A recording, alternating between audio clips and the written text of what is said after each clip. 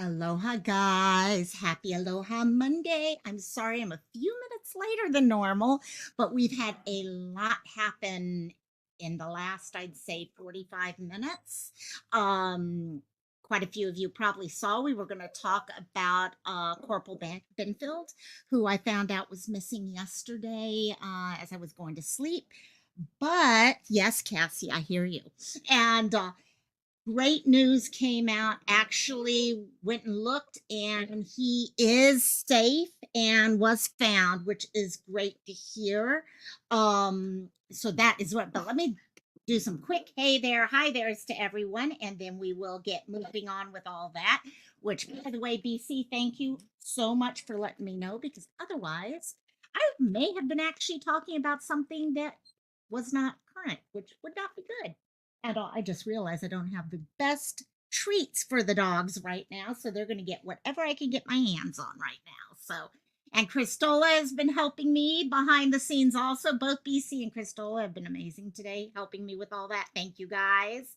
Kathleen in the house, how you doing, my dear? And who Kathleen said, thank you. Sorry, really hasn't been feeling. I have had a little sick puppy today. Thanks for the update about Charles. Camp Pendleton is near your hometown, and your husband used to be stationed there too. See that I'm an Army brat, not Marine, Army. And also, yeah, anytime it's something within armed forces, you just kind of get tied to it. It's all one big family, pretty much. So patriotism, how you doing, my dear? Thank you too, my dear. And yes, it won't be long, yeah, it won't be long. And Princess Megan, how you doing, dear? What, Pia? Pia just wants food. That's all Pia wants. KK, how you doing? I love you. Sending prayers out. Okay, Miss KK's direction right now. Love you, my dear, and definitely sending those out your direction. Who else we got here? Okay, he was a really hospital court. Okay, my dad was actually kind of like chief of staff, a hospital administrator. They're called a little different in the military. Oh, I just spilled a bunch of treats. Oh well, someone will find a bunch of goodies later. So you have been really, in fact, okay. Patriotism has been going around and trying to talk with people and get more information for me, because the more cases, oh, some those of you who've been here for a while know that we've been kind of changing the approach to the channel lately. Um, Initially, every Monday was just a new case. Every time I went live, it was a new case. And it gets hard to follow that many cases. It really does. And yet you want to. It's like we heard about Kaylana, which, by the way, thoughts and prayers to her whole family, everyone. They found her over the weekend. We've had a lot of people being found recently. And it's that's bittersweet feeling. Okay, and that's not even the right word for it, but it's the only word I can come up with. It closure is closure, which is good, but hope is hope. And when you don't have that hope anymore, it's that, yes, you have closure, where you can start pulling things together, you can have somewhere you can go to spend time with your loved one, but it's still not the same as having them there with you. And what's so frustrating in many of these cases, especially with the 20-year-olds, 30-year-olds, teenagers, older, okay, a lot of them were just kind of put off to the side as, oh, it was a runaway or whatever. No, a lot of times they're not just runaways. They don't choose to leave all the time. And so we got a couple other people in. Avery, how you doing, my dear? He was 20 years, Kathleen. My dad was 30 years. Thank him for his service for me, please. And you too, because what people don't realize is the family, it's a different lifestyle being in the family of someone who is military. You're serving also without actually serving. And so Crystal is saying, and it's just a guide idea to keep up with some, yeah. Yeah, we want people are updating and getting, in fact, I just pulled up, there was a brand new update on our two mothers, which of course we've been following all that, but a new video. I thought maybe we'll play that at the end and talk about that, because a lot of what we're going to talk about over the next maybe 20, 30 minutes are fairly short. There's not a lot of meat to these cases. A lot of them are things that are just happening right now. And because they're just happening, there's not a lot of information to go with them, but they need to get out there really quickly. Yeah, that's it, BC. Exactly. Happy they have them back, but sad it's not alive. Exactly. That's the way to put it perfectly, actually. So let me go ahead and pull out. So, number one, it was very, actually, I was so happy to get the words, okay, that our case that I was going to cover, Corporal Benfield, was found. Um, NCIS was doing the investigation into him. Just for those of you who didn't know the case and had wondered because you saw the thumbnail and all, Corporal Benfield had actually come home after, well, he'd been out on a ship and they were on their Liberty weekend, and he had had a little bit of fun, okay, and had drank a little bit too much. Ended up in one of the little lockdown areas where you can kind of sober up. But when that happened, he also missed his appointment, his meetup time for work within the Marines. He was stationed at Camp Pendleton. Um, After that, he talked to his sister and said that he was going to go out and find his phone, and he was not seen again. And so they were very worried because there had been some money pulled out, some things that were just scary. Whether or not it was someone else involved or him himself making the choice, it was scary because it was not normal behavior for him. But from what we understand, as of Sunday, he was in talks with law enforcement and he is safe and all that, which is wonderful news. And I'm going to just kind of leave that at there because he deserves his privacy. And in fact, I'm probably going to later on change out the thumbnail for this because he does deserve his privacy. So, but what did come up at the same time, and I was talking about it initially, is this Amber Alert.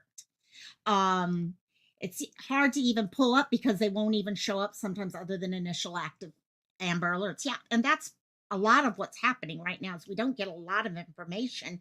And as KK said, it takes a few weeks of getting more information to get more detailed, unless you have family members who are speaking for their loved ones. And that's when we're going to look at a case actually today. One of the cases we're going to look at has a friend who is speaking up. And they are the ones who are like, okay, you know what? I'm going to make sure this person has a voice. And that's going to be for Jeremy Hill. There's a gentleman, let's see, how old is he? 37, 47, something like that. And sorry, I just pulled this one together myself, but he went missing and he was missing for 8 days before he was reported missing. And so that report finally went in and they're looking for him now, but he has friends who are speaking up for him saying, we are going to keep pushing. We're going to be out there searching and stuff like that. But in the meantime, we have right here, let me pull this up real quickly. This is an Amber Alert, okay, right now that is in New Mexico. So please take a look at these two people that you are seeing on your screen here. Carlos Hernandez is the 10-year-old you're seeing there, the handsome young man there. He is currently with his non-custodial mother. His non-custodial mother, as you see here, is Angelique Sanchez. Angelique Sanchez, who's 39 years old. Now, this is in Albuquerque, New Mexico. And this did not start today. Normally, when we hear about Amber Alerts, they start that day, yeah? Okay, we're starting to hear things that are happening and all that. No, in this case, okay, Carlos was reported missing, okay, to APD, okay, on April 12th. So 10 days ago, he was reported missing. Okay, the Amber Alert came out today. What happened to cause that Amber Alert? That's what's amazing. When I read into this and I found out more information on this, I was like, what the absolute hell? And hey Mel, how you doing, my dear? Aloha, welcome, my dear. So Carlos and his non-custodial mother have been together for 10 days. Police have had them on the lookout and all. Okay, they've been in the system. If anyone sees this 10-year-old, please report it and all. Well, today at 1 p.m., Okay, mom showed up, okay, at 1041 Lamberton Place, which is in Albuquerque, which is actually the address for New Mexico Human Services. So she had shown up for some reason at Human Services. I don't know whether it was to file paperwork or whatever. Oh, I'm happy you're hanging in there. Keep hanging in there. Come on, keep hanging in. And so thank you. And so they are there. All of a sudden, they're recognizing there's this 10-year-old. Yep, BC, this is that person. Exactly. And this woman is seen with this child that is reported missing. So they alert police to it, and officers came to try to contact her and approach her and all that. When they tried to do that, she fled.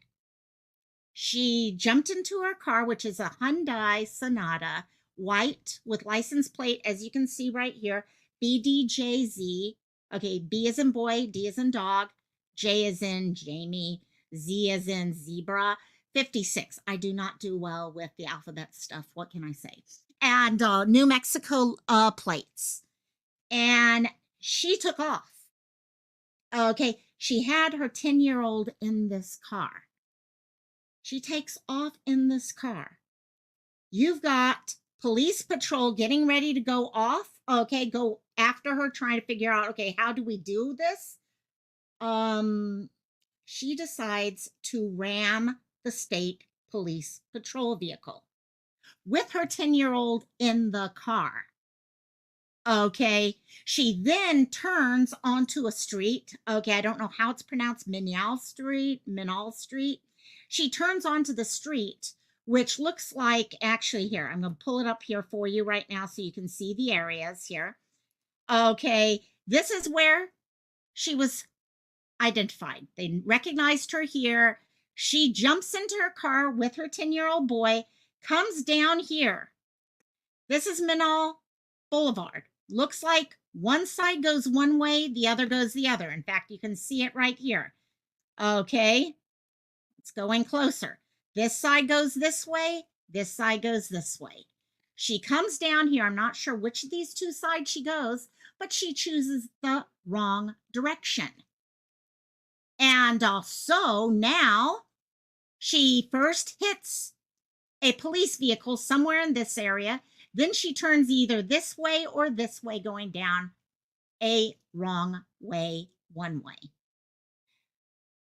And I could guarantee you, with the looks of this, with a highway right here and, okay, schools right in this area, if she's going fast, I'm not sure which direction she goes, but that's dangerous as all get out. The police make a decision at that moment that following her, starting a pursuit with her, could put Carlos's life in danger. Okay, their feeling is she's been there with him for 10 days. Okay, not safe. Okay, no. Any mother who is going to put her child into this type of setup, not good. So yeah, I'm glad they didn't follow. At first, I'm like, why the hell didn't they follow her if they knew where she was? Then I read what all happened, and I'm like, oh boy, am I happy they did not. But the problem is now they don't know where she is. I'm sure they've got, this is Albuquerque, I'm sure they've got video cameras and all that. But 1 p.m. this afternoon, okay, 1 p.m., it's 3, that's 4 hours ahead of me. That makes it 8 p.m. right now there. Okay, if I'm estimating right, if I'm estimating the right time zone, it's now been 7 hours since they've been seen. So they have an Amber Alert out. Okay, I'm going to pull us back up here so you guys can see these two, because they're out there somewhere. A white Hyundai Sonata with those license plates, BDJZ 56. They're somewhere in the area. Okay, it is 8:15 there. Okay, I was hoping it was Mountain time zone, but I wasn't 100% positive. And also, because 2 of your classmates and one of my friends for years got into, oh my gosh. Wow. I'm happy. Yeah, I'm happy she was in the hospital and was able to get better. But yeah, too many people get in accidents. And picture this, she's running down a one way in the wrong direction with a school fairly nearby.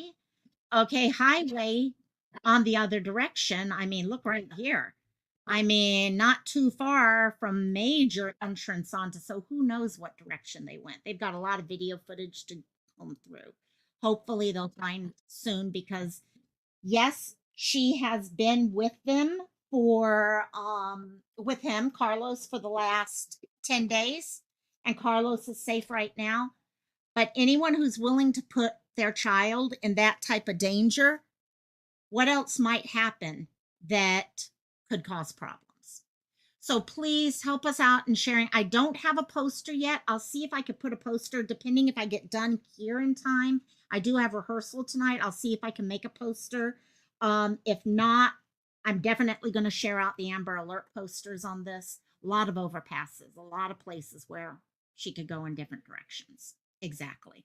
And it sounds like she's the type that when she gets scared, okay, or feels like she's being confronted, she's not worried about his safety whatsoever at that point. And so that's our first one I wanted to address for today. Please help us in getting the word out on that case. I will share some more information. Thank you, patriotism. Thank you.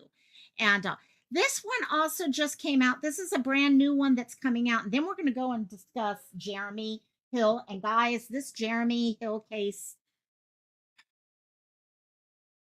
I don't know if we're talking foul play in this case, but we are definitely talking a missing person right now. So please hang in if you're still with hanging in here, hang in because that, yeah, that's really got some weird things going on with it. But this just came out. Again, thank you to those who sent it to me. Rowan Renault and Robert Renault. Let me take this down real quickly. And also this is from Florida. Okay, we have and I'm going to just read the actual alert itself. Hello, Cooter. How you doing, my dear? And love you, my dear. And so Rowan, all of this happened today, 422. Rowan is 2 years old and his father is 29. And I'm taking it that that is his father from names and all that. Probably non custodial, I suspect, but we will find out. Let's see. And you've got all the information there. And the narrative is speaking as a Florida missing child alert has been issued for Rowan, last seen in the area for the 400th block of North Ridgewood Avenue in Edgewater, Florida. He was last seen wearing a white shirt with the words "chill out" written on it, khaki shorts, red socks, and black Van sneakers with blue stars. He may be in the company of Robert Renault. Robert has a scar on the left side of his nose. They may be traveling in a 2004, so an older white Chevrolet Cavalier, Florida tag number. The vehicle has no grille, plate, or hubcaps and has a dent on the left rear bumper. They may be traveling to the Brandon or Fort Myers area. So if you're in Florida, if you guys can help us share this one out. Again, I don't have a poster. This is a missing child alert, not necessarily an Amber Alert, but again, it don't matter what the alert's called, okay? I mean, this is a kid that is missing, a 2-year-old, okay? We just saw the case of an Amber Alert where a mother literally hit a police car, okay, with her child in it. Anytime a parent or anyone, parent, sibling, okay, someone they don't know, whoever it is, happens to get in a vehicle or something and their emotions are high, they're not thinking correctly. They're not thinking logically. Their reaction times are going to be off, and that child is in danger. So if anyone has any information, please help get that out. So wanted to get those two child alerts out first because both of these are really time sensitive right now to get shared out with as many people as possible. So if anyone has any information, again, phone numbers you can contact, guys, easiest just call 911. Just call 911. Don't worry about having to look for a phone number or anything like that. Just dial 911. Okay, and get the care to wherever it needs to go, police wherever they need to go. Lioness in the house. Lioness, how you doing, my dear? And also, oh, Chris in the house also. Hey, Chris. So now that we've dealt with those two cases, I want to move us kind of into the third case and yes, Christola has this. This is literally, we were pulling these last minute when all of a sudden they found Corporal Benfield. It was like, okay, we need to pull together some other stuff, and it kind of threw off the timing of everything. But we will get all this stuff together for you guys for sure. So thank you, Christola.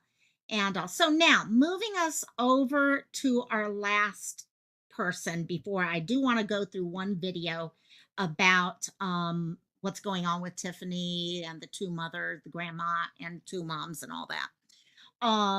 Veronica and Jillian. So I'm happy you're excited to be here. We love it when you're here, by the way. So Jeremy Hill, I literally found this case 5 minutes before we went live. Well, no, girls, I was talking to you guys maybe 15 before we went live, and was trying to pull stuff together. And guys, okay, let's just start where things are easiest on this. This report came out. Jeremy Hill was reported missing, 47-year-old from Maine, Greenbush, Maine. Was found. Yes, they did find Renfield. They did find Benfield. He and the police have been talking to each other since Sunday. I don't have any more detailed information than that right now, but the news is he is okay from everything I'm reading so far, which is wonderful news. I need to update my thumbnails and all that later and try to give him privacy. He is now, he is alive, and which I'm really, because I know his family, just watching the videos I had watched on them, you could see the concern and the fear and all that you see with all of these cases.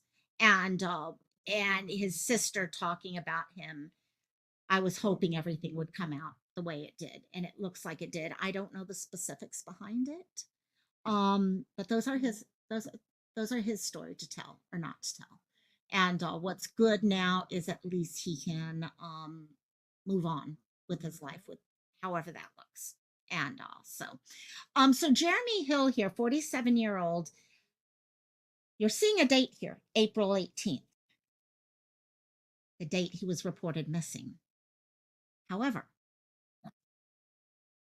in looking further and further into this, I discovered very quickly that not only him, but a lot of people were like, hold on, he's been missing for 8 days prior to that. 8 days prior to a report being made about Jeremy being missing. Now, who is Jeremy? Jeremy is let me actually change some things up here. Jeremy is a 47-year-old who, has 2 children, who went missing from his house. It looks, from what I'm seeing right now, that his house actually had 4 people he had allowed to come maybe live with him. I'm still trying to pull all the story together. Actually, let's do this. I think I have an video here. So, yeah, here we go. Let's pull this up so we can watch this and you guys can get a better idea of what is going on here. Here we go. Okay. So this is, you can tell from looking at this is small town. Greenbush. I did pull it up on Google Earth and we'll take a look at it. Really small town area. So, but let's go ahead and take a look at this. We love you, Jeremy. If you are anywhere out there, just please reach out. It doesn't matter where you are or why you went. Please let someone know. On Thursday, April 18th, the Penobscot County Sheriff's Office received a missing person report in the town of Greenbush. According to the Sheriff's Office, 47-year-old Jeremy Hill of Greenbush had been missing for several days by the time that report came in. Call home. You know you're always welcome to call home, and your family loves you very much, and we're very worried. They say he's 5 feet 10 inches, weighs 200 pounds, has brown hair, and was last seen wearing gray-colored clothing. Deputies and other law enforcement departments. Now, one thing that is not mentioned in here that I've definitely seen enough of to say, yeah, I think there's truth to this, is that there are what sounds like about 4 people who've been living in the house, okay, where he lived, that were there throughout the time. Those 4 people, as of this morning, looks like family came in and told them they need to get moving.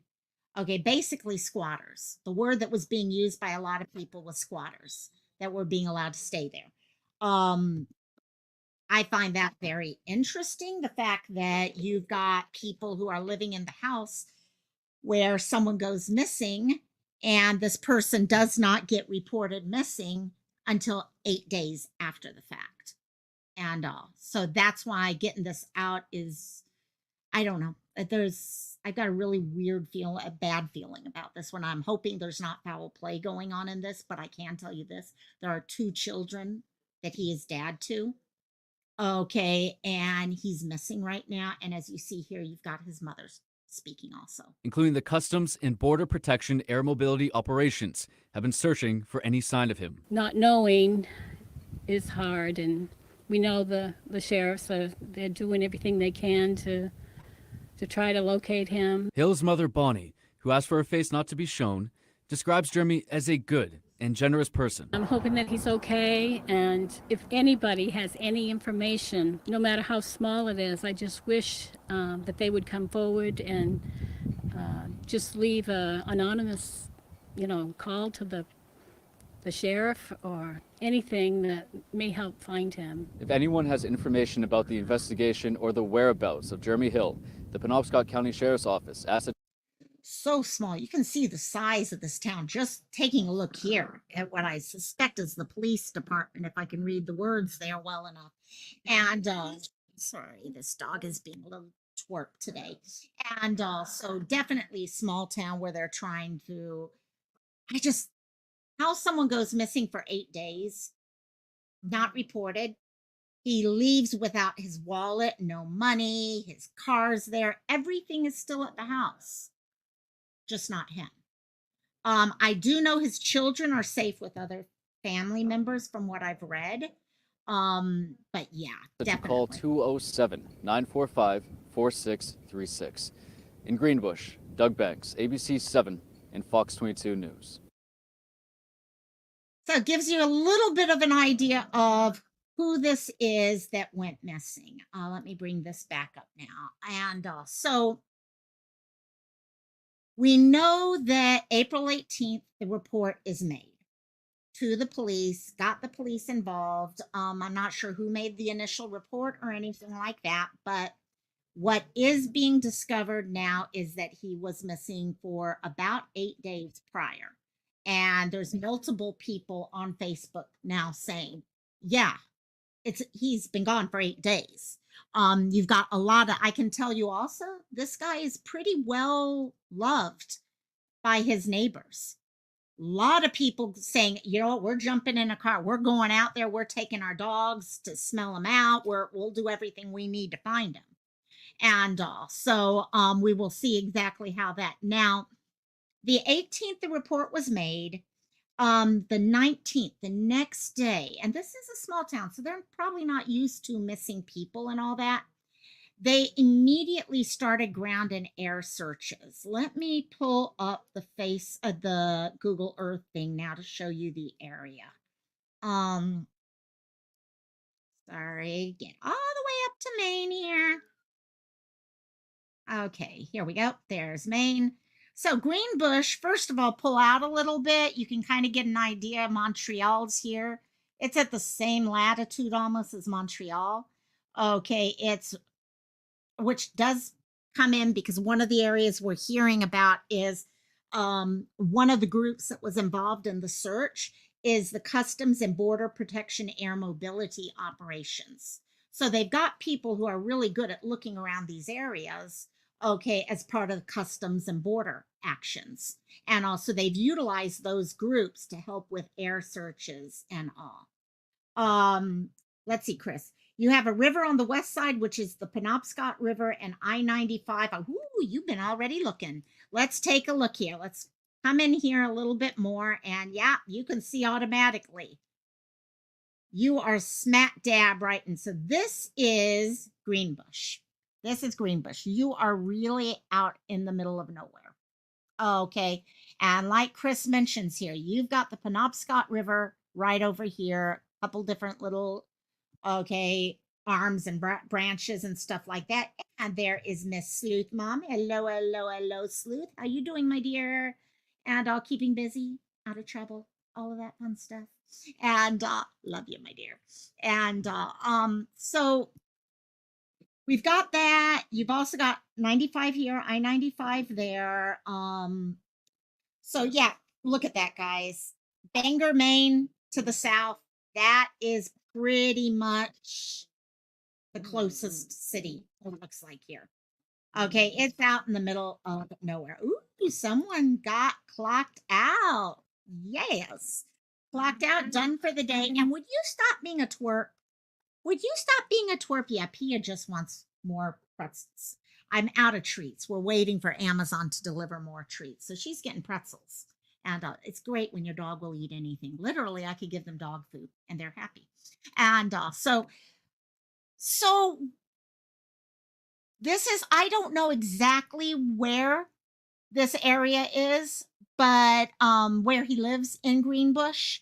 But immediately on the 19th, the police got ground and air search going. I definitely can tell you from what it's looking like, according to Facebook, okay, and discussions that I've seen there from friends and family, not group or anything, but people talking about what needs to be done and getting the story out, because that's what they need, is they need people to help get his story out, get his case out. Okay, so that people need to speak up pretty much at this point. And has anyone seen him? Did they see him anywhere around? It feels very, very weird that he would leave his wallet, money, vehicle. Okay. He's close to his family, things like his children, stuff like that. Everyone's like, it doesn't make sense for him to go missing that way. You add in, and I'm sorry, the one thing that's throwing me for a loop, that there were literally 4 people living in his house and no one reported him missing for those 8 days. It wasn't until it sounds like people started pushing, saying, hey, if something doesn't get reported, we're reporting it ourselves. That's what the gut feel is looking like for that to happen. So right now, finding him is the most important bit. I did hear that police, of course, were up there as part of the search. Those 4 people are no longer at the house. This is Sleuth. I came across this case with literally 15 minutes to, research. So just in those 15 minutes, this is what I've been able to pull together. And enough of it is with people close enough to say, yeah, this is something's going on here. Something's going on and attention needs to be brought to it. Whether or not the police have some ideas, I suspect the police, they've done a great job with the search right now, it looks like. And if you've got family and friends who are now going to come together, they were like, hey, we'll jump into a car, we'll get into our trucks, and we'll head over there and we'll start looking for him, because we're going to find him. Because you can tell when any of us who ever search or try to get the word out about missing people, okay, Mal, Avery, Sleuth, you guys all know this. You start looking, Chris, okay, patriotism, you start reading things, and you can read in the comments about the interactions with the neighbors and all. And you get a really clear picture pretty quickly about how the interactions with the neighbors were. And one thing I can tell with this is a lot of people are like, oh my God, this doesn't make any sense. What's going on? Why? Okay, we need to find. There's a lot of people who have been like, no, I will step up and take and look for him. So we'll have to see what exactly happens in this case. I need to do a lot more research into it to get more information. But right now, we definitely need to get this out. Someone in that area knows something, hears something. It sounds like another one of those cases. 47 years old sleuth. 47-year-old who has two children who are safe with other family. I don't know where they were staying at the time he went missing, but four other people at his house that have been termed squatters, who are now gone. They have, as of this morning, they like, yeah, perfectly timed flyer, isn't it? I realize that, not that I'm hearing of, but again, I don't have a lot of information on this right now. Okay, there's a lot of speculation. In fact, BC and I were already jumping into speculation between she and I. His friend, though, yeah, his friend is really, really, he's got a champion and a friend right now out there. Now, where all that falls is a different thing. Okay, how people come together and stuff like that. But he's got a champion who has been from the get-go saying, hey, you know what? I've been saying this guy is missing. No one's talking to me. No one's reporting back to me. No one's getting back to me with information. Okay, there's a lot of interesting things. And my problem right now, you guys know my rules. Until I can really verify things, I don't like to say them out loud here because I try to monitor my own speculation levels. But there's definitely, upon reading, researching, and looking into things, I'm really hoping that we are not talking about a foul play case. But even if it is a foul play case, kind of like we had with Veronica and Jillian, even if it is a foul play case, I think all of us kind of in our gut had that feeling from the beginning with Jillian and Veronica. We still need to speak up for them and keep them in, okay, the daily discussions so that law enforcement and everyone in the neighborhood keep pushing about it. Okay. Love it. I'm good at reading. See, I can prove to you guys I can read. Okay. Chris, there's a lot of stuff within this right now. Families are really saying that there's something else wrong here. There's more to this. And that's why I don't know. I'm going to probably do some follow-ups on this case as I do a little bit more in-depth research on this. Yeah, you know where I'm thinking. Exactly. And there's just some stuff. And if you read within, you know how it goes, guys. You know how it goes. But I am going to try to pull some more information together on this one because this is a small town. And if it doesn't get pushed, someone may know something.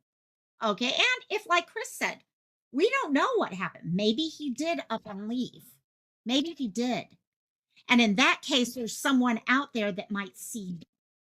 So actually, Chris, thanks for pulling me back in with that too, because it's important for us to be able to come back and say, we need to keep an eye out. Okay, so now I don't know how to read. I spell it out. Don't let her.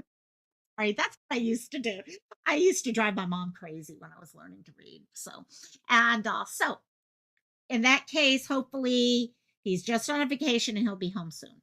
Hopefully. But in the meantime, we need to keep speaking up about it.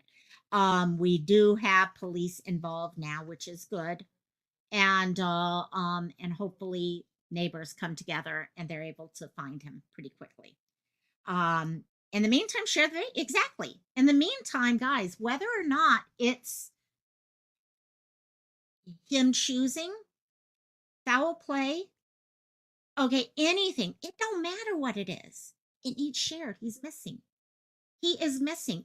I'm sorry, but even if a person chooses, all I can implore people, if you're going to make a choice to leave on your own, and I'm not saying Jeremy did this at all, but if you're going to choose that, let someone know that you've done it so people aren't worried. Because in the meantime, people will err and should err on the side that you might be in danger. And you're going to be using up time for the police and stuff like that. So please keep an eye on that. So please keep an eye out. Help us share out his information. I will try to put together a poster, okay, for Jeremy so that we can get that word out more, as well as the others. I had them all for Corporal Benfield, but I did not have them for these. So we will fix that up.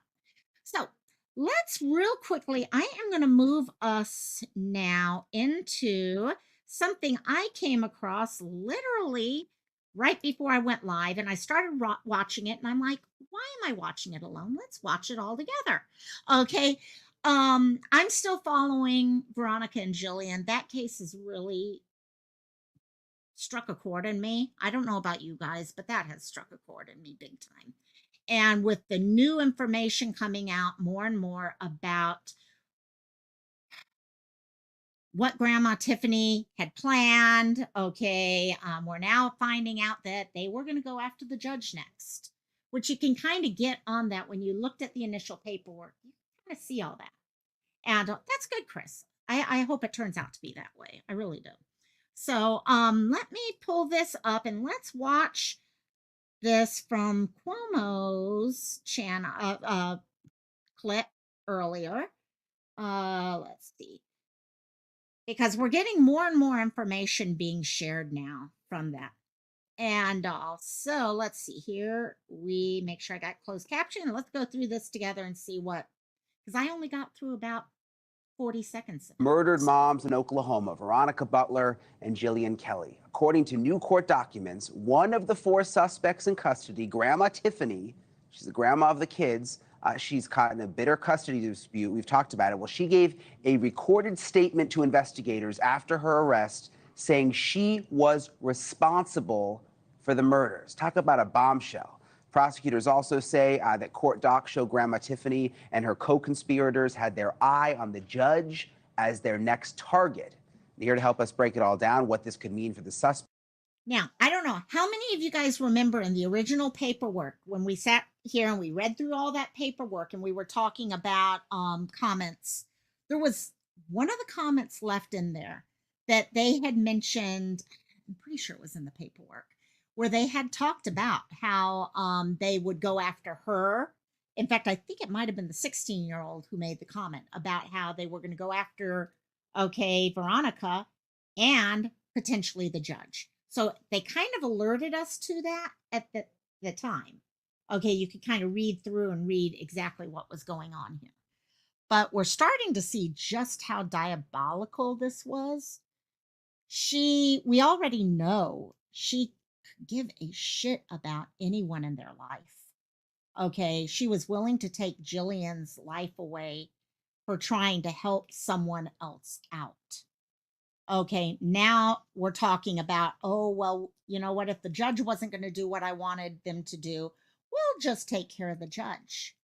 Okay, and now we understand why. You had a whole community, because a small community like this, I guarantee you, they're all sitting and they're all talking.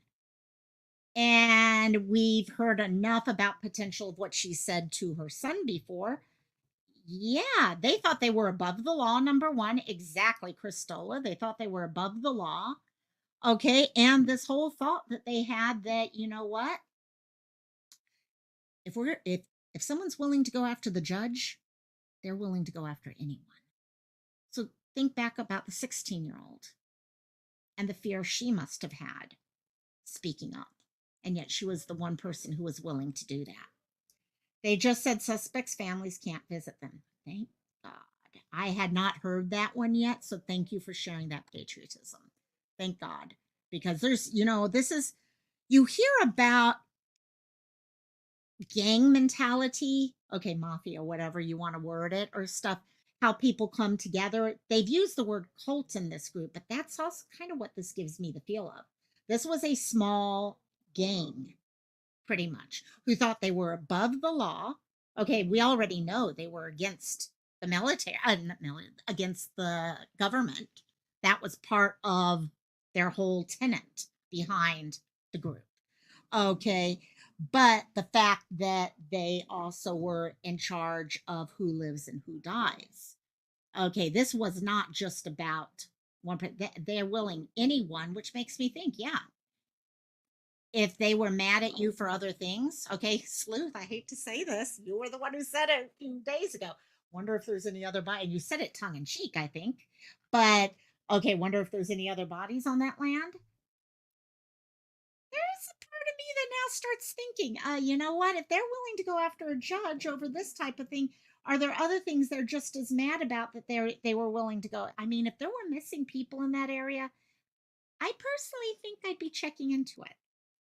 That's good because this is the type of case that I feel would result in an attempt at witness lives or prison break. Oh, hell yeah. Oh, hell yeah.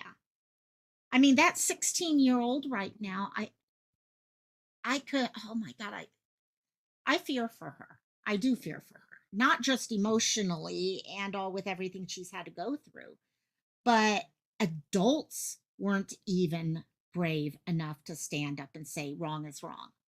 And all. So you think that means they're looking for more of God? They could be. They could be. And on the it would be interesting if they had people come in. They'd be able to start listening to phone calls. Will be very, very interesting in this case. Yeah, can this get any weird? And they are separated from each other. Oh, yeah, yeah. And on such a small place to see all that happening. And you're not worried about them at all. And yeah, she needs witness protection.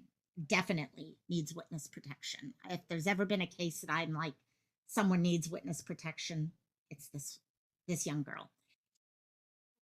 Hello, hello, and aloha, Gerald. How you doing from Ohio? Yeah. So what, 6 hours different? See, it's so weird for me. I mean, it's literally 4:48 for me right here. And for you guys on the mainland, it's almost night time. So what we got here, because thinking they could get away with this with some hay bales. Yeah, exactly. Oh, we're gonna dig a 10-foot hole, okay, and then we'll just put some hay on top of it, and 10:48. Yep, 6 hour. So yes, I always forget where the time zones. So I, in general, know like the big cities, Chicago Central, Denver is Mountain. Okay, I kind of know that, but beyond that, not quite. And also, really, really interesting. Okay, let's go back to this. We've got former FBI agent and News Nation Law and Justice contributor, my friend Jennifer Koffendorfer, and back with me again, attorney Misty Maris. All right. Thank you both for being here, Jennifer. First of all, by the way, I found out over the weekend from Jennifer, she's actually from this part of the country. So she has a very, very intimate knowledge of this area. What did you make, Jennifer, of Grandma Tiffany's confession? Did you see that coming? I kind of did. And let me tell you why I say this. Usually the people that seem just the most evil and the most, the people that are in charge of kind of putting the whole scheme together, they're often the ones that actually go ahead and confess. Why? I think it's because they know this day is coming. Listen, she seems pretty dumb in how this was all planned out and all the clues that were left that led to her. But Brian, she knew she was going to get caught, and I think she knew that when she got caught, she was going to confess. I want to read you, Misty, the part of the. Yeah, I can. You see it, and certain people, you know, they're going to come out and try to take over all of the press they can. Okay, they want all that media coverage possible. And you either do that by coming out and saying, oh, yes, I was the mastermind, or I did all this stuff, or you come out and do a Letitia type thing. Okay, but you've got to, when you see someone who is a narcissist, who tries to think that they're above all the law and everything else, you knew from the beginning that she was going to be like, oh, yes, I did this and I did that. And I'm not surprised in the least bit. So, ooh, no, I hadn't seen that one yet, Christola. I had a little craziness going on all weekend. This new court document that where it basically talks about the confession. It says that she did provide. Oh, wait, I just read that wrong. You mean how News Nation as a channel blew up after those two? You know, one thing I can say about News Nation is they take the missing serious. Okay, they kind of found, I don't want to call it a niche, okay, or a niche, but in a way it is a niche for them. They're the ones who speak up and give a voice to the people who don't have a voice. Okay, yes, they do other news and all that also, but they definitely, if you're ever looking for a mainstream media location, you kind of know they're going to have the information on that person. A recorded statement to law enforcement indicating her responsibility for the death of the deceased. So indicating her responsibility for the death of the deceased. I had to read that like 3 times this weekend. I mean, should we read into that, Misty? Like, they didn't just say she confessed. Like, what exactly, what does that mean? Yeah, well, it seems to say that she took responsibility. Now, without the details, we don't know exactly what she said in that confession.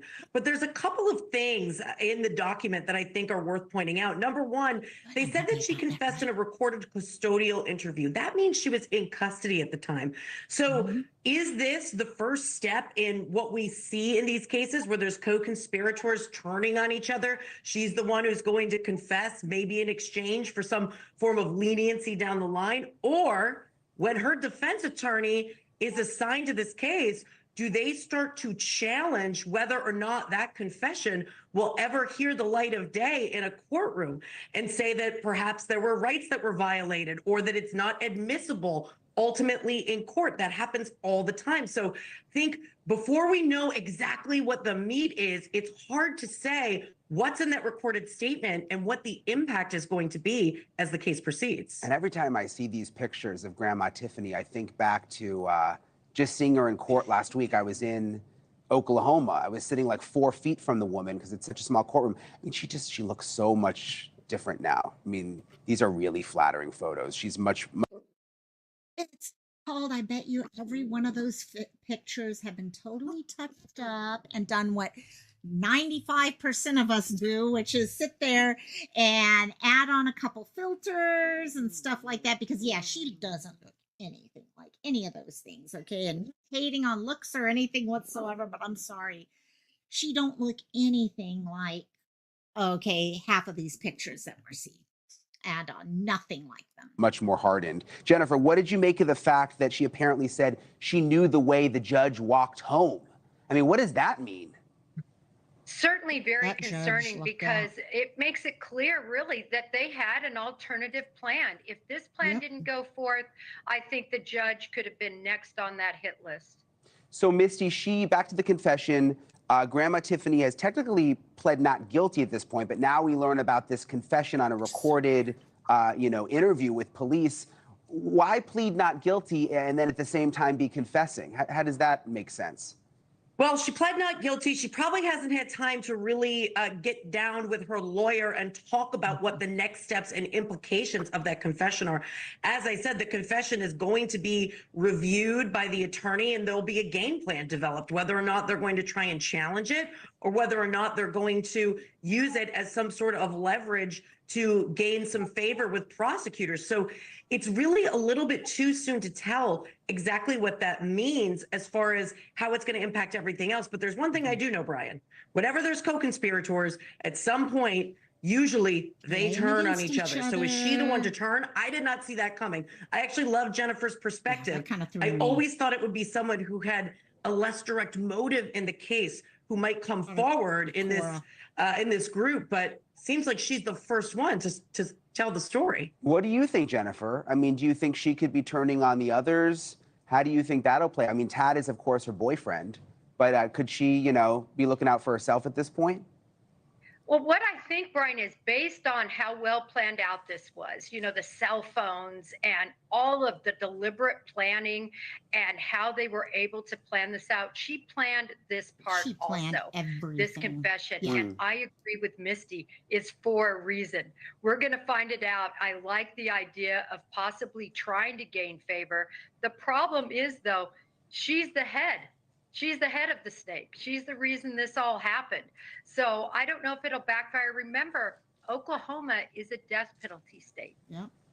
Yeah, it is, and that's already come A up by lot there to at deal one of the with. hearings already. That they've brought that up. Misty, what do you think will happen? I mean, do you think this is a death penalty case? Do you think the prosecution will go after it?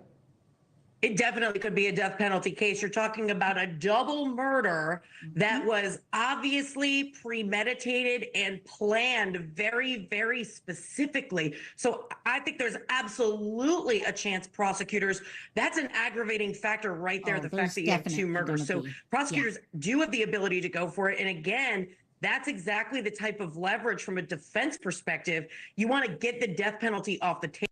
Do you really think that they're not going to go after the death? Okay, how many of you guys in chat?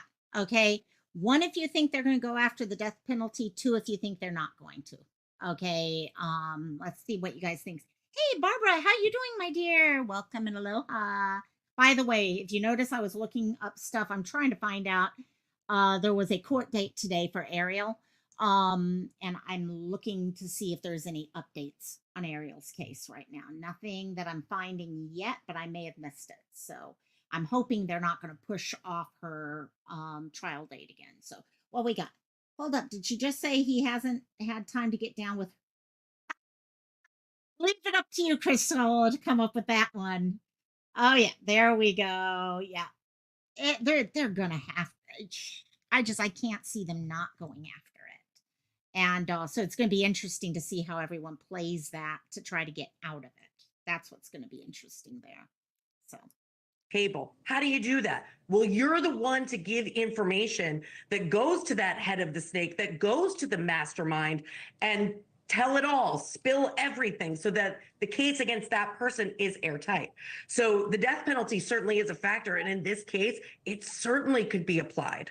Hey, thank you for watching. Please go to News Nation. Okay, so that gives us that. And yeah, no, it's going to be interesting to see how that one plays together. Now, there's some interesting, and actually, BC sent me this, and I thank you for this because it's a good thing to kind of pull together because we are talking about when you're dealing with groups, okay, and they're calling themselves God's misfits and all that. Well, you know what? That's not always the same as the overarching group. Okay, and even in any group that you have people on a whole continuum within it. So there was actually 2 days ago, I don't know how many of you guys actually saw the Benfield bit about God's misfits disavowing these 4 people. Like to see how many of you guys have seen that one. We can play that one if we need to. Okay, I am trying to check about Ariel to see whether or not they are gonna. Right now it looks like the court date is still October, but they haven't done the update of the minutes from today's meeting, and I have not seen anything either. I don't know, Sleuth, if you've heard anything yet. I'm checking my messages and nope, nothing yet. So I'll have to check that. So let me see. Didn't see it yet. Okay, patriotism didn't see it yet. Okay, let's go ahead. I'm going to pull it up here. I'm going to speed it up a little bit because it is a little longer, but I saw like half of it and I did not get to finish the rest. That's usually the way I end up with things. So let's go through this because it is interesting what I saw. Let's see. Here we go. I'm going to speed that up just a tad. We'll go to 125 on this. So okay, let's see how this one looks. And because it is interesting and we do get a little bit of additional information on how this has affected the people being named. Founder and creator of God's Misfits. It's a group that says it is for people who, quote, feel out of place in a church. The leader is a preacher who goes by the name of Squirrel, and he is kind enough to join me now. I know the Squirrel name is a I love the name Squirrel. What can I say? That's usually my life. Squirrel. What? Squirrel? name that you got in 9th grade. It's adorable, but it's how you are addressed, so I will use it as well. Thank you for being here. Your reaction to hearing that 4 people were arrested in a horrific double murder who police say are members of God's Misfits, and police describe that group as an anti-government and religious group. What are your thoughts? My thoughts is his God is not my God. He's serving a different God, because the God that I serve condemns such hate and such actions. So I don't know what God he's serving. He's serving himself. Could you guys see that if you're part of a group, and I don't know anything about this group and whatsoever, okay, but could you see that all of a sudden you're watching TV, okay, say you belong to I used to belong to Toastmasters, okay, you're sitting there watching something, and then all of a sudden you see these people come up who've done such heinous things, and they say, oh yes, we're part of the group that what the, I mean, it throw you for a loop. I don't know anything really about this group per se, and but I'm happy to see, at least so far, they're like, yeah, I believe in a different God than this person. They definitely seem. He's serving Satan. He's definitely not serving the God I serve. And my heart goes out. Yeah, I mean, it is such a sad story, honestly. Had you ever heard of these four defendants? And I'll read their names again: Tiffany Adams, Tad Cullum, Cora Twombly, and Cole Twombly. And then I'll throw in Paul Grice for good measure, because the police say all five of them were part of a group called God's Misfits. I have never heard of them or ever seen the picture of them. I've never been to Oklahoma, or God is love. I have no relation with them at all. And you, as I understand it, God's Misfits, your group, is basically an online ministry. And correct me if I'm wrong, sir, but it's just you and your wife who post videos online, and that you have like 284 followers on your Facebook page. But these people are not part of that? If they are, I don't know of it, but no. God's Misfits. I used to have God and Backers website, and then when I hurt my back and everything that happened, and I got the name God's Misfits. Out of James chapter 4, verses 4 through 5, that friendship with the world is being an enemy with God. So that means that when you come to God, you actually become a misfit of the world. And being a misfit of the world means you no longer do the hate that the world does. You've got to love like the Father does. You no longer hold grudges like the world does. You got to forgive like the Lord does. And when the Holy Spirit comes and lives in a person's heart and changes them from the inside out, it becomes so much easier. But sir, I didn't know them. It sounds to me like your ministry is strictly about religion. Is there any part of your ministry or your members that is anti-government? Nope. It's just me and my wife. No, we're not anti-government at all. We vote. I have three ways. I can pray, I can fast, and I can vote. The scripture says, if you look in Romans, I think scripture says that God puts in office who he wants in office, and he breaks. Actually, good. And Crystal, that's something that we all look at. Okay, people will come across some way. Okay, it is interesting they're talking about, no, it has nothing to do with the religion. You run into these things where everyone can turn anything into anything they want. Okay, they can start off with this, and maybe Tiffany, okay, if Tiffany was the mastermind behind a lot of this stuff, she grabbed this for one side of it and then turns everything else into whatever she wants it to. Okay, and they just use the name. Or is there more tie? This has been really interesting to see how. Bingo, that's it. BC. I was trying to figure out exactly what it was. There was something, there was a case, and I was trying to remember. It's Chad and Lori. Yeah, exactly. Yeah, Chad and Lori, who took the thoughts, okay, of a group that had a really, okay, they had a message that, okay, was set up in a way that wasn't necessarily about hate and all these other things. And they turned it. Okay, they totally perverted it into something that it never was to begin with. And so it just basically had the name attached to it, but none of the tenets that built whatever the thought process was. So yeah, very, very well said there. He's out of office, so he doesn't want in office. So even though it doesn't always make me happy, I have to go with that. God's word is true, no matter what. So we pray for our president. I can hear his wife in the background every now and then. I had forgotten about it. You can hear her kind of add in her little comments here or there. We pray for our country. We pray for our veterans. No, I'm not anti-government at all. I love our country. I'm not real happy about things that are going on right now, but that's all around the world. So there's not another planet I to live ask on, you- as far as I'm concerned. You know, I'm imagining that this is such a high profile case and there is such keen Very well interest said. all around the country, dare say the world, about what happened on that lonely stretch of road where those two poor victims were murdered. When God's Misfits came up in the affidavits, did you find yourself all of a sudden deluged with people who wanted to share a piece of their mind?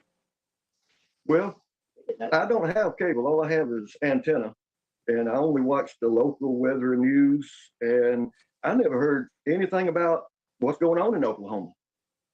So all I know is my wife has got a condition and she needs a medication that she's been on for 20 plus years, and the health insurance company that she's been getting it from won't give it to her. So we're dealing with that. And then I had to take her to the doctor, and I had to take her to the chiropractor. All of this has come up. And then next thing you know, I'm sitting out in the parking lot at the chiropractor's office looking on my phone while she's in getting adjustments and stuff because her condition has gotten worse. So anyway, and then I find all these people that are attacking me from the website and from Facebook page and stuff. And I had to do a Google search to find out what they're talking about. I thought I had no clue. And then when I did that search. And so from everything that I think, honestly, it's one of those things. They grabbed onto this and he becomes guilty. And that's why we always say, okay, we can't just automatically take words for the face value and believe everything there. You got to research things. You got to look into stuff. Okay, because this poor guy, yeah, he never saw any of this coming. Okay, at least from what he's telling us, he didn't know these people. He didn't, okay. And that's why even when we look at other names that are brought up and all, you got to be like, you know what? The police know what they're doing. They know how everything connects. And so, yeah, you have this one group that sounds like they radicalized it completely and added in a whole bunch of their own thought processes. So, by the way, I'm still trying to look for an update on Ariel. Hopefully I'll have an update before we're at the end of the live. And I made that video is try to respond to them the best way I could. And well, it's entirely possible, sir, that like that. Yeah, I was gonna say it's entirely possible that it's a coincidence, right? They might have just chosen that name for their small group, and maybe it's a larger group. I don't know. Right now, we know of 5 members, according to the officers who put out the affidavit. But sounds like you got swept up in this pretty unfairly. I'm very thankful that you came on the program tonight, and I appreciate you setting the record straight about your group, God's Misfits Online, versus whatever their group might be. Thank you so much for doing this tonight. I really appreciate it. I appreciate it too, and I hope you have a good night. You too. God bless. Thank you for watching. Go to newsnationnow.com to find news. Okay, so that gives us an eye. It's 1 second. Sorry, guys. I'm just sending someone a message about Ariel to see if they know anything. October. Okay, got it. I was seeing if someone who's a little closer to the case has any updates that I don't know. Maybe they were actually in the courtroom or something like that. So I know I'm sitting here talking to Cat Mama. I'm like, hey, I love you, Cat Mama. And I'm like, wait, she's behind. So yeah, she'll get it sooner or later. So, but yeah, it's definitely, I think, Tiffany, we may find out, especially the way we're hearing the discussion right now. I think Tiffany is definitely heavily behind a lot of what happened and just twisting and turning everything to get what she wanted out of life, which was she wanted to keep custody of the kids. Okay, if she didn't like what the government was doing about one thing or another, then she just turned it on.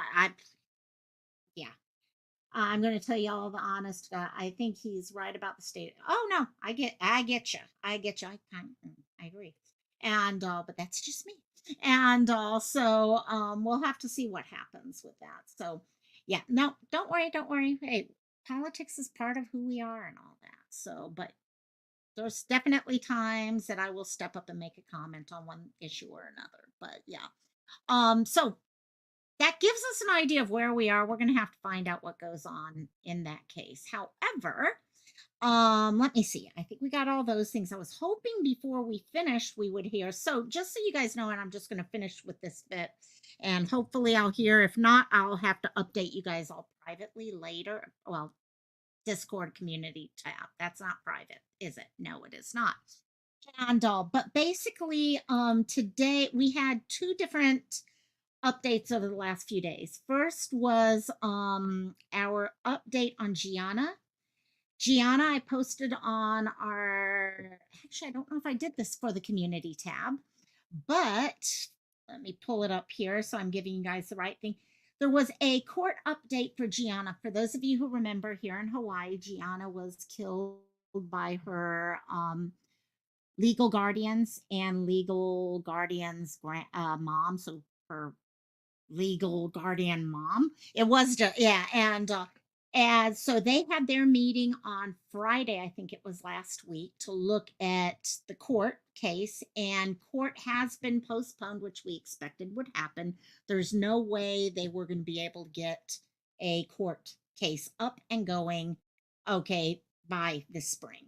So it looks like that case is now being put off until later on in October, which is interesting because that's actually also the same exact time right now for Ariel's case. And so we are looking right now to see if there's any update. I want to check one more time before I do sign off to see if there's any update on Ariel's case, because Ariel's case, the last we heard, October was going to be the trial.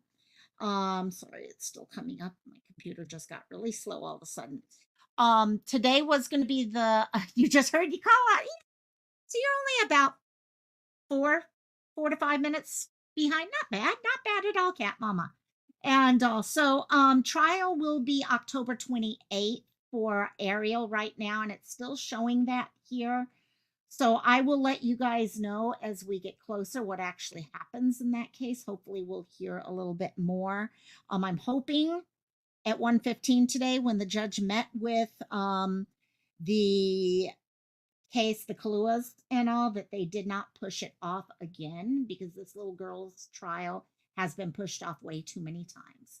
I do expect Gianna's will get pushed back one more time. I have a feeling there's no way Gianna's trial is going to happen before Ariel's. I just don't see that happening. Okay, but we will see what happens there. Also, Gianna, I am hearing they have set a memorial service date for her. So I'm going to try to be there for the memorial service. It's going to be out at the beach. So I'm trying to contact and just make sure that it's open for all of us and not just family.